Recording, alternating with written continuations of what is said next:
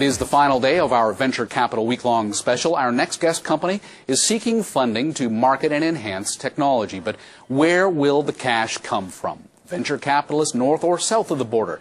Perry Shum joins us, VP of PreAxia Healthcare Payment Systems. Good to have you with us. Thank you, Michael. Now, what is PreAxia? What do you guys do, first of all? PreAxia is a technology company. We have developed what we call an automated and paperless administrative system for managing health spending accounts. Very much like a company like PayPal has automated the transactions for credit card processing online, PreAxia has automated the system for marketing, administering, and managing health spending accounts. Ah, okay, so you're going to get rid of a lot of the paper clutter along the way. All the paper, hopefully. Okay, so when you first started up this company, you didn't go to a venture capitalist and ask for cash. You went to family members, friends, that sort of thing. You went the pipe route, as they call it. Exactly, yes. Pipe route is another way of talking about friends and family. When you're starting a business, you're looking for people who believe in the vision, who believe in the business concept. And the founder of the company was very successful at finding friends and family who understood the business and really believed in it.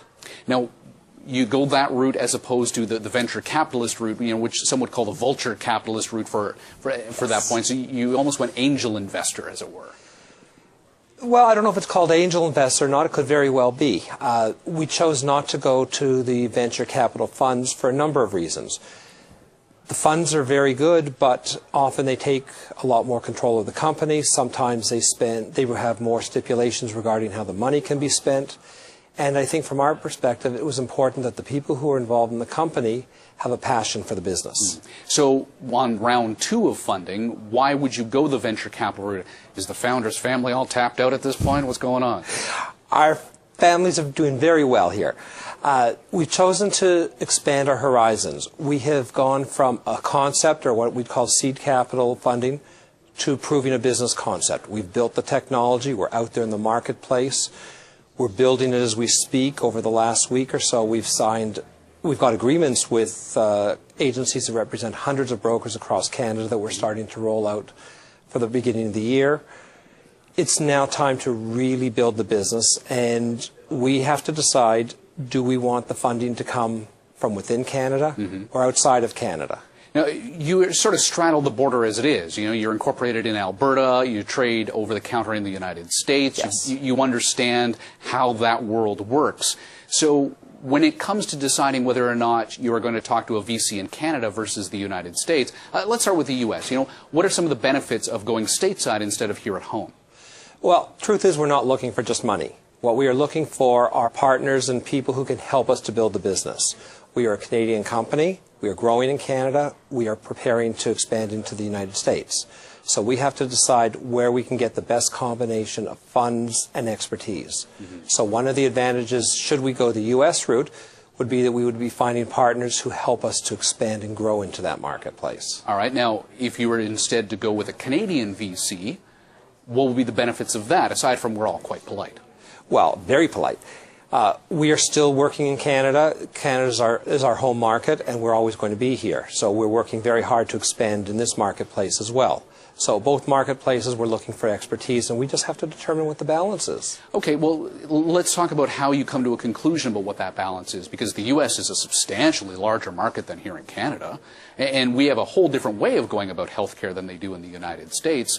So would you be better off in the United States, considering it's a bigger pond, or would you just be a small fish in a big pond versus a big fish in a small pond? Well, actually, our technology has been developed so it works equally well in both countries. Okay. It automates the system. You don't need people the way you do. The market in the U.S. is 10 times larger, but you don't need 10 times as many people when you're working from a technology platform. We have built the market in Canada. We believe that this is where the market is to start because we've been very successful in this country in developing a healthcare system that works. We believe that by proving it in Canada, we have greater opportunities in the U.S. later on. Oh, okay, because, despite what some politicians would say, that they look north of the border and they say that we got it right, or why would they do this? I like to think we did get it right. There's a lot of credibility on this side of the border. Oh, okay. So then it doesn't sound to me like there's a decision to be made here. It sounds like you want to go Canada because the benefits, at least at this stage in the game, are much greater than trying to make your way in the States at this stage in the game. Well, we don't know what the opportunities are. We're really on the fence on this because there are people in the U.S. that can help us. Maybe they have connections in Canada. Maybe we've got Canadian expertise here who can help us in the United States as well. So is time ticking away here? Do you have a deadline for making this decision? We don't have a specific deadline, but we are rolling out a business model. We're out there in the marketplace today, so we're looking to do it yesterday rather than today. So, as far as cultures go, my personal experience with people in the U.S. in this part of the world is they're very bombastic individuals, and Canadians tend to be very polite and quiet. From a culture perspective, would it be a heck of a lot easier just to stay on your home turf? I don't know if that's the case. I've had many Americans I've dealt with that are very polite, very nice. Yes, there can be a bombastic side of it, but generally, I don't find that much of a difference in a business relationship. It's all coming down to the money, then. I think it might. Great to have you with us. All the best to you, sir. Thank you very much. Perry Shum, VP of PreAxia Healthcare Payment Systems.